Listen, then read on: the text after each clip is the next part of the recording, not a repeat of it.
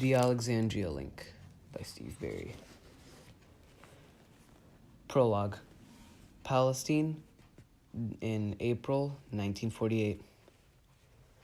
George Haddad's patience ended as he glared at the man bound to the chair. Like himself, his prisoner possessed the swarthy skin, aquiline nose, and deep-set brown eyes of a Syrian or Lebanese. But there was something about this man Haddad simply did not like. I'll ask one more time. Who are you? Haddad's soldiers had caught the stranger 3 hours ago, just before dawn. He'd been walking home, unarmed. Which was foolish. Ever since the British decided last November to partition Palestine into two states, one Arab and the other Jewish, war had raged between the two sides. Yet this fool walked straight into an Arab stronghold, offering no resistance, and had not said anything since being bound to the chair. "Did you hear me, imbecile? I asked you who you are," Haddad said. He spoke in Arabic, which the man clearly understood. "I am a guardian," the man said. The answer meant nothing to Haddad.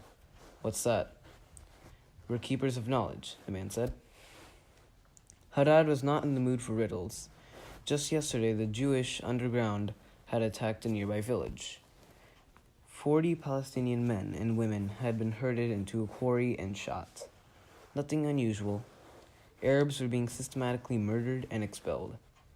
Land that their families had occupied for 1,600 years was being confiscated. The Nakba, the catastrophe, was happening. Haddad needed to be out fighting the enemy, not listening to nonsense. "We're all keepers of knowledge," he made clear. "Mine is how to wipe from the face of this earth every Zionist I can find. Which is why I've come. War is not necessary," the prisoner said. This man was an idiot. "Are you blind? Jews are flooding this place. We're being crushed. War is all we have left," Haddad said. "You underestimate Jewish resolve. They've survived for centuries and will continue," the man said. "This land is ours. We shall win," Haddad said. "There are things more powerful than bullets that can provide you victory," the man said. "That's right. Bombs. And we have plenty of those. We'll crush every one of you thieving Zionists," Haddad said. "I'm not a Zionist," declared the man. The declaration came in a quiet tone, and then the man went silent. Haddad realized that he needed to end this interrogation. No time for dead ends. "I've come from the library to speak with Gamal Haddad," the man finally said. Haddad's rage bowed to confusion. "That's my father."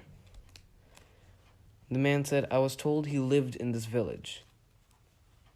Haddad's father had been an academic, schooled in Palestinian history, teaching at the college in Jerusalem.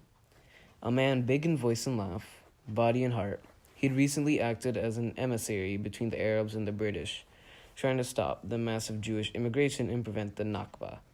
His efforts had failed. "My father is dead," Haddad said. For the first time, he spied concern in the prisoner's barren eyes. "I was not aware," the prisoner said. Haddad had received a memory he'd wanted to forever dismiss. 2 weeks ago, he ate the end of a rifle and blew off the back of his head. He left a note that said he couldn't bear to watch the destruction of his homeland. He thought himself responsible for not stopping the Zionists, Haddad said. He brought the revolver he now held close to the so-called guardian's face. "Why did you need my father?"